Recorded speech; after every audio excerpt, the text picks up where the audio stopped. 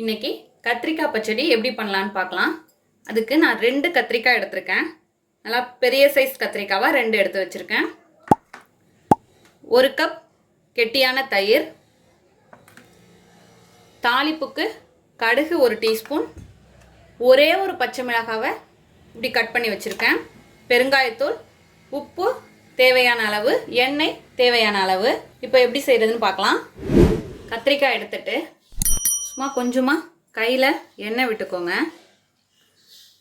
இப்படி எண்ணெயை கையில் விட்டுட்டு வாஷ் பண்ண கத்திரிக்காய் மேலே இப்படி தடவிக்கோங்க.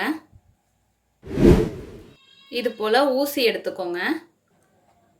இப்படி குத்திட்டேன். இப்போ ஸ்டவ்வை ஆன் பண்ணிப்போம். இது நல்லா இதில் வாட்டி எடுத்துருவோம்.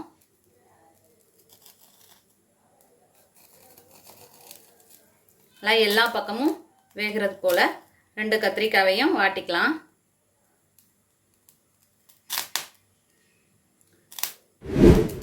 எல்லா சைடும் வேகிறாப்புல பார்த்துக்கலாம்.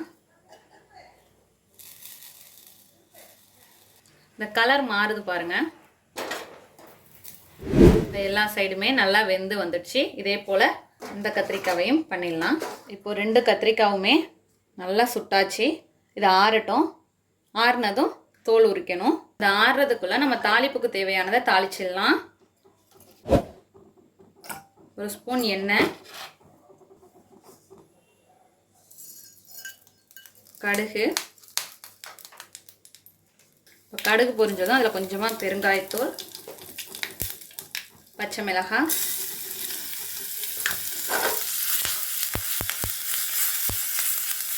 அவ்வளோதான்.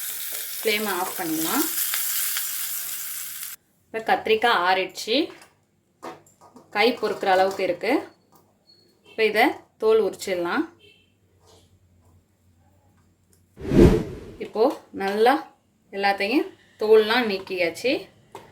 நீக்கிட்டு இதை ஒரு மிக்ஸி ஜாரில் சேர்த்துப்போம். மிக்ஸி ஜாரில் சேர்த்து அரைச்சி எடுத்துகிட்டு வருவோம். இப்போ மிக்ஸி ஜாரில் போட்டு அரைச்சாச்சு. இதோட தயிர், பச்சடிக்கு தேவையான அளவு உப்பு சேர்த்து ஒரு பல்ஸ் விடுங்க, அது போதும். இப்போ ஒரு பல்ஸ் விட்டு அரைச்சி எடுத்துகிட்டு வந்துட்டேன். இதை ஒரு பவுலில் மாற்றிக்கலாம். இப்போ இதில் தாளித்து வச்சுருக்க கடுகு, பச்சை மிளகாய், பெருங்காயத்தூளை சேர்த்துப்போம். நல்லா கலந்து விட்டுக்கோங்க.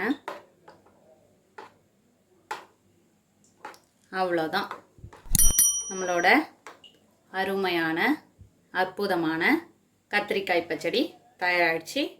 இதே போல் நீங்களும் உங்கள் வீட்டில் செஞ்சு பார்த்துட்டு எப்படி வந்துச்சுன்னு கமெண்ட்டில் சொல்லுங்கள். தேங்க்யூ.